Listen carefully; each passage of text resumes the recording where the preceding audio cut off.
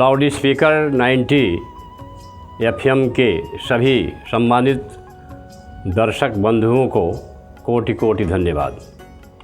आज हम बृहद चर्चा करेंगे वन महोत्सव के बारे में, क्योंकि हम सभी जानते हैं कि भारत देश में प्रत्येक वर्ष 1 जुलाई से 7 जुलाई तक वृक्षारोपण का बृहद अभियान चलाया जाता है। हम आप सभी को ये बताना चाहते हैं कि वन हमारे लिए कितने महत्व के हैं। ऐसा वैज्ञानिकों ने सिद्ध किया है तथा सर्वविदित है कि वनों के बिना जीवन का अस्तित्व संभव नहीं है। भारतीय वन नीति के अनुसार 1/3 भूभाग वृक्षों से वनों से आच्छादित होना चाहिए। हमारे भारत देश में, हमारे उत्तर प्रदेश में, हमारे गोरखपुर जनपद में जितने प्रतिशत वन होना चाहिए उतने वन नहीं है। अभी बहुत बड़ी संख्या वृक्षों की बढ़ानी होगी, मात्राएं बढ़ानी होगी, ताकि हम उस मानक को पूरा कर सकें जो पर्यावरण संतुलन के लिए आवश्यक है। हमारे गोरखपुर में भी हर वर्ष वृक्षारोपण अभियान चलाया जाता है और जगह जगह लोगों के द्वारा पौधे भी रोपित किए जाते हैं। लेकिन आज मैं आपको बताऊं कि सबसे बड़ी आवश्यकता है कि वृक्षारोपण करने से पहले उसके बहुत अच्छे ढंग से तैयारी की जाए। वृक्षों के रूप, रंग, गुण, धर्म, उनकी प्रजाति के अनुसार जगह का निर्धारण, गड्ढे का खोदा जाना तथा उसमें खाद, दवाएं, कीटनाशक की आपूर्ति की जानी बहुत ज़रूरी होती है। हम लोग अक्सर करते क्या है कि जब भी मन में आया गड्ढा खोदे और पौधा लगा दिए। होता क्या है कि ये पौधा सही तरीके से विकास नहीं कर पाता है।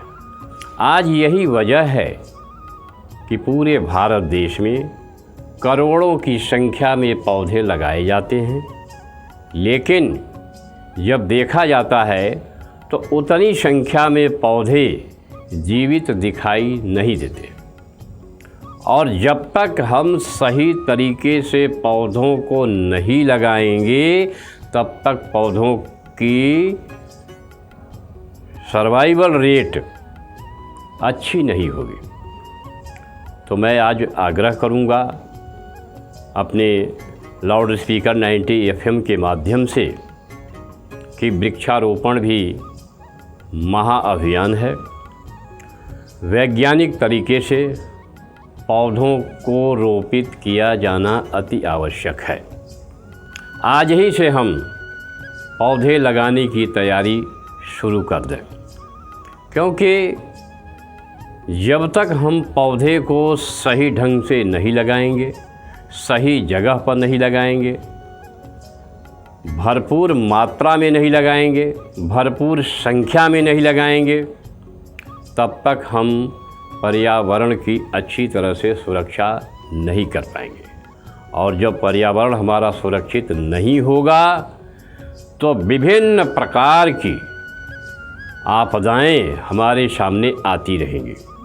उदाहरण के लिए भीषण गर्मी, ग्लोबल वार्मिंग, नदियों में पानी का सूख जाना, कहीं चक्रवात, कहीं भूकंप, कहीं बर्फ़ का पिघलना, कहीं सूखा।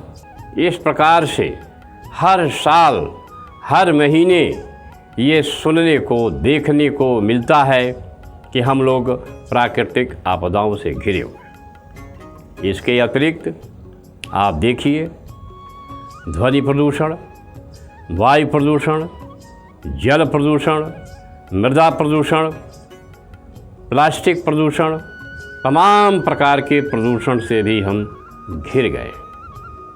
और प्रदूषण के घिर जाने से क्या हो रहा है? नाना प्रकार की बीमारियां। 80% बीमारियों का कारण प्रदूषण है। तो हम प्रदूषण से कैसे मुक्ति पाएंगे, प्रदूषण से कैसे हमें निजात मिलेगी, पर्यावरण को हम कैसे बचा पाएंगे। उसका एकमात्र सरल उपाय है कि हम अधिक से अधिक संख्या में वृक्षों का समय से रोपण करें। और वृक्षों के लगाने का सही समय जुलाई का प्रथम सप्ताह होता है, यह ध्यान देने योग्य बात है। मैं ये भी बताना चाहता हूँ कि वानिकी के वृक्षारोपण के जितने कार्यक्रम हैं सभी समयबद्ध हैं। जुलाई में पौधों का रोपण कीजिए, थाला बनाइए, देख रेख करिए और धीरे धीरे जैसे जैसे पौधा बढ़ता जाता है उसमें जैसे जैसे ज़रूरत पड़ती है खाद की भी व्यवस्था करिए, खाद डालिए, जानवरों से भी उसको बचाइए, मनुष्यों से भी उसको बचाइए और उसको भरपूर पोषण दीजिए। पौधा बड़ा होगा, वृक्ष होगा। जब वृक्ष होगा तो ये क्या देगा, ध्यान से सुनिए। सबसे पहले तो हमको ऑक्सीजन देगा जो प्राणवायु कही जाती है, और जो कार्बन डाइऑक्साइड गैस है जिसके वजह से ग्लोबल वार्मिंग हो रही है, भीषण गर्मी हो रही है, उससे बचाव होगी, उससे सुरक्षा मिलेगी। साथ ही साथ भरपूर मात्रा में फल मिलेगा, व्यापार होगा, आमदनी होगी, आर्थिक विकास होगा और सबको अधिक से अधिक लोगों को रोजी रोटी मिलेगी, रोजगार मिलेगा। उसके बाद पक्षियों को भी शरण मिलेगा, पशुओं को भी शरण मिलेगा, छाया मिलेगी, दवाएं मिलेंगी और सबसे बड़ा लाभ ये होगा कि समय समय से बरसात होगी। दर्शक बंधुओं, हम आपको ये स्पष्ट रूप से बताना चाहते हैं कि बिना वनों के, बिना वृक्षों के बरसात संभव नहीं है। अगर बरसात चाहते हैं तो हमें 1/3 भाग वृक्षों से, वनों से आच्छादित करना होगा। और हमारे गोरखपुर में अभी वनों का प्रतिशत जितना चाहिए उतना नहीं है। बहुत सी जगहें खाली पड़ी हुई हैं, बहुत से खेतों में भी अभी पौधरोपण करने की गुंजाइश है। तो मैं किसान भाइयों से भी आग्रह करता हूँ, अपने विद्यार्थियों से भी आग्रह करता हूँ, अपने विद्यालय के शिक्षकों से भी आग्रह करता हूँ, अपने गोरखपुर जनपद के, अपने उत्तर प्रदेश के, अपने भारत देश के राजनेताओं से भी आग्रह करता हूँ, व्यापारी बंधुओं से भी आग्रह करता हूँ कि वृक्षारोपण महाअभियान है, इसमें जन जन की सहभागिता आवश्यक है। एक आदमी के भरोसे, एक विभाग के भरोसे, एक संस्था के भरोसे इस वृक्षारोपण अभियान को सफल नहीं बनाया जा सकता है। इसीलिए शायद हमारे संविधान निर्माताओं ने संविधान में ये व्यवस्था दिया, उल्लेख किया कि भारत देश के प्रत्येक नागरिक का परम कर्तव्य है कि प्रकृति और पर्यावरण की रक्षा के लिए वह हर संभव योगदान दे और आवश्यकता पड़ने पर उसमें संवर्धन करे और उसमें सुधार करे तथा प्राणियों के प्रति, वन्य जीवों के प्रति दया का भाव रखे, ममता का भाव रखे, प्रेम का भाव रखे, स्नेह का भाव रखे। यानी वृक्षों को भी वो पुत्र के समान समझे। जैसे हम एक पुत्र का लालन पालन करते हैं, उसी तरह से हम पौधों का भी लालन पालन करें। जैसा कि हमने इसके पूर्व बताया आज फिर एक बार मैं अपील करूंगा लाउड स्पीकर 90 FM के श्रोता बंधुओं से, दर्शक बंधुओं से कि जुलाई महीने का प्रथम सप्ताह वन महोत्सव के रूप में मनाया जाना चाहिए। और यदि हम ऐसा करते हैं तो भयंकर से भयंकर प्राकृतिक आपदाओं से बचे रहेंगे, जीव जगत का अस्तित्व बचा रहेगा, सबके चेहरे पर मुस्कान होगी। और दूसरी जो हमारी सबसे बड़ी समस्या है बेरोजगारी की, तो मैं माननीय आदरणीय दर्शक बंधुओं बताऊं कि आज भी वनों के माध्यम से 50% से ज़्यादा लोगों को रोजी रोटी मिलती है। सैकड़ों उद्योग धंधे वनों पर आधारित हैं। उदाहरण के लिए औषधि उद्योग, दवा उद्योग, कागज़ का उद्योग, कपड़े का उद्योग, चर्म उद्योग, तमाम प्रकार के उद्योग धंधे वनों पर आधारित।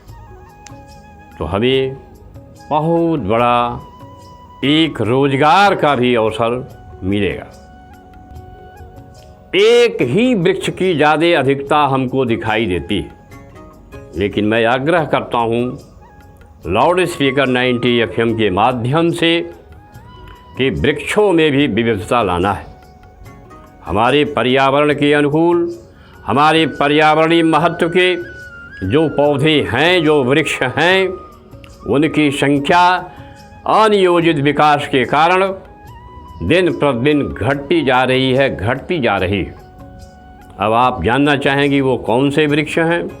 मैं आपको बताना चाहता हूँ कि पर्यावरण की सुरक्षा में जो महत्वपूर्ण योगदान देने वाले पौधे हैं, उसमें प्रमुख वृक्ष पीपल है, बरगद है, पाकड़ है, गूलर है, आम है, महुआ है, जामुन है, कटहल है, बेल है, आंवला है, लीची है, पनियाला है।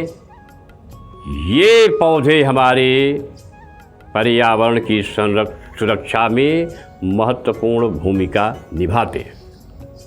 दर्शक बंधुओं, देखिए, आप अपने आसपास देखिए, अगल बगल के गांवों में देखिए और बताइए कि कितने नीम के पेड़ हैं, कितने जामुन के पेड़ हैं, कितने महुआ के पेड़ हैं, कितने पीपल हैं, कितने बरगद हैं।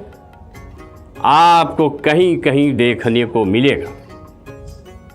लेकिन इतने से काम नहीं चलेगा, हमें इन्हीं पौधों की संख्या को बढ़ानी चाहिए। अगर हम इन पौधों को लगाते हैं तो ये धार्मिक रूप से, आध्यात्मिक रूप से, वैज्ञानिक रूप से और पर्यावरणीय रूप से हम सभी जीव जगत के लिए लाभकारी सिद्ध होंगे। इसके साथ मैं उन वृक्षों के लगाने की भी बात करना चाहता हूँ जो विशेष रूप से औषधीय महत्व के पौधे हैं। मैं उन पौधों को भी लगाने की बात करना चाहता हूँ जो हमारे ड्राइंग रूम में, जो हमारे घरों में, जो हमारे गमलों में लगाए जाते हैं। बहुत से लोग हमसे कहते हैं कि हमारे पास ज़मीन नहीं है, हमारे पास खेत नहीं है, हम कहाँ पौधा लगाएं। तो मैं प्रत्येक नागरिक से प्रार्थना करता हूँ कि अगर आपके पास ज़मीन नहीं है, खेत नहीं है, तो आप गमले में पौधे लगाइए। गमले में लगाए जाने वाले जो हमारे पौधे हैं, उसमें सबसे उत्तम पौधा, धार्मिक पौधा, आध्यात्मिक पौधा, वैज्ञानिक पौधा तुलसी का पौधा है। तुलसी का पौधा आसानी से गमले में लगाया जा सकता है। और उसके पास बैठ कर के सांस लीजिए, देखिए जो भी श्वास संबंधी विकार हैं वो दूर हो जाएंगे। एरिका पाम है, रबर प्लांट है, आपका ये जो डिफेनबेकिया पौधा है, सर्प गंधा पौधा है, ये पौधे गमले में लगाए जाते हैं। इनका जीवन काल छोटा ज़रूर है, लेकिन ये 24 घंटे ऑक्सीजन देते हैं और वातावरण को शुद्ध करने में, वातावरण के प्योरिफिकेशन में महत्वपूर्ण भूमिका निभाते हैं। तो दर्शक बंधुओं, गमले वाले पौधे लगाइए, विशालकाय वृक्ष वाले पौधे लगाइए और टिम्बर वाले भी पौधे लगाइए। टिम्बर वाले पौधे लगाएंगे तो आपको लकड़ी की ज़रूरतें पूरी होंगी, और फल वाले पौधे लगाएंगे तो फल की ज़रूरतों को हम पूरा कर लेंगे, और साथ ही साथ हमें औषधि के रूप में उनके फूल से, उनके छाल से, उनकी जड़ से, उदाहरण के रूप में नीम को ले लीजिए। नीम ऐसा पौधा है, देसी नीम, जिसके पत्ते, जिसके छाल, जिसकी जड़, जिसका फल, जिसका फूल सभी दवा के रूप में प्रयोग किया जाता है। यहाँ तक कि वर्तमान समय में भारत सरकार ने यूरिया के निर्माण में भी नीम का प्रयोग करना शुरू कर दिया है। अब पूरे भारत देश में नीम कोटेड यूरिया बनाई जाती है, जिसका लाभ पर्यावरण को ज़्यादा से ज़्यादा होता है। हमारी मिट्टी ख़राब नहीं होती है, हमारी मिट्टी की उर्वरा शक्ति बनी रहती है नीम के प्रयोग से। अभी हमने जिन पौधों का जिक्र किया है, उन पौधों को लगाने की तैयारी आज ही से हम शुरू करें, एक योजना बनाएं। मैं ये नहीं कहता हूँ कि आप 1000 पौधे लगाइए, 10,000 पौधे लगाइए।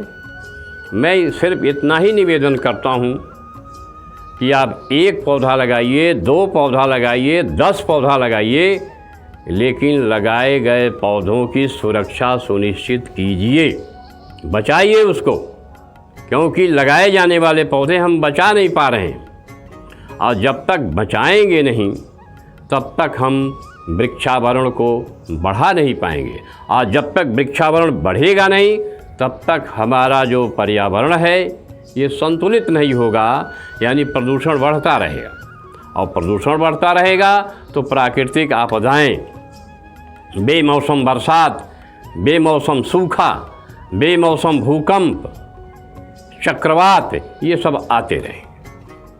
तो मेरा आग्रह है, बड़ा अच्छा समय है, बड़े उपयुक्त समय पर 90 लाउड स्पीकर 90 FM ने आप लोगों के जागरूक करने के लिए अपना कदम उठाया है। अपने सभी सम्मानित दर्शक बंधुओं को जागरूक करने की कोशिश किया जा रहा है कि हम अमूल्य पर्यावरण को बचाने के लिए हम अधिक से अधिक पौधों को लगाने की योजना आज ही से प्रारंभ कर दें। और मैं ये भी कहना चाहता हूँ कि लगाने से, पौधा लगाने से भी ज़्यादा पुण्य का काम है पौधे को बचाना। तो मैं प्रत्येक नागरिक से अपील करना चाहता हूँ कि अगर आप पौधा नहीं लगा सकते हैं तो एक पौधे को गोद ले लीजिए और उसको बचाने का भरपूर प्रयास कीजिए, यानी पादप अंगीकरण अभियान।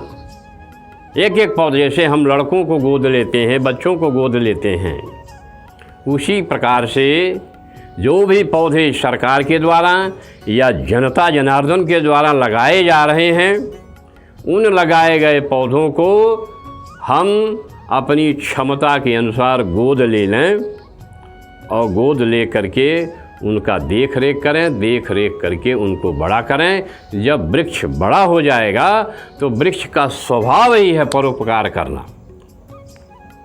वो मानव जाति नहीं, पूरे विश्व की, पूरे जीव जगत का जो है भला करता है। पूरे विश्व के कल्याण के लिए वृक्ष काम करता है। वृक्ष के समान कोई भी उपकार करने वाला इस संसार में दूसरा नहीं है। इसीलिए एक श्लोक में कहा गया है, मूलतो ब्रह्म रूपाय मध्यतो विष्णु रूपिणो अग्रतो शिवरूपाय वृक्षराजाय नमो नमः। वृक्षारोपण कार्य महान, एक वृक्ष 10 पुत्र समान। वृक्ष लगाएं, वृक्ष बचाएं, सुंदर सुखद भविष्य बनाएं।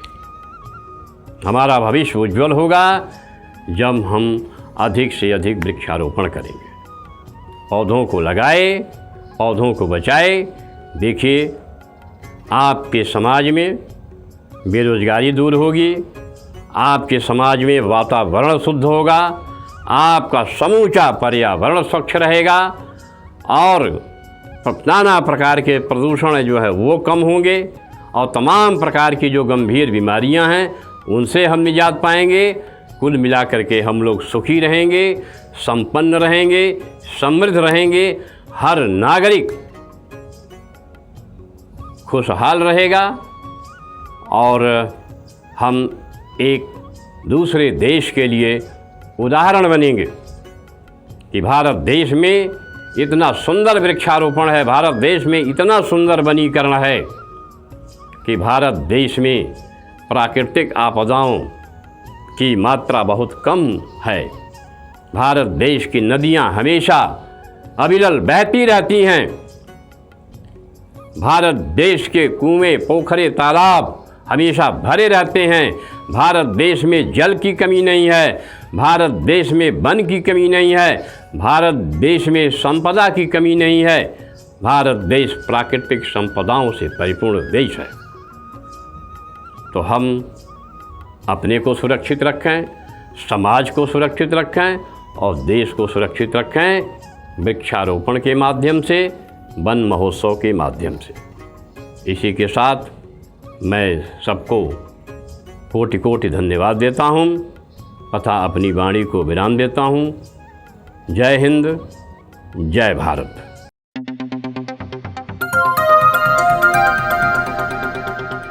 बजाओ जरा झूम के बजाओ, बजाओ बजाओ जरा झूम के बजाओ।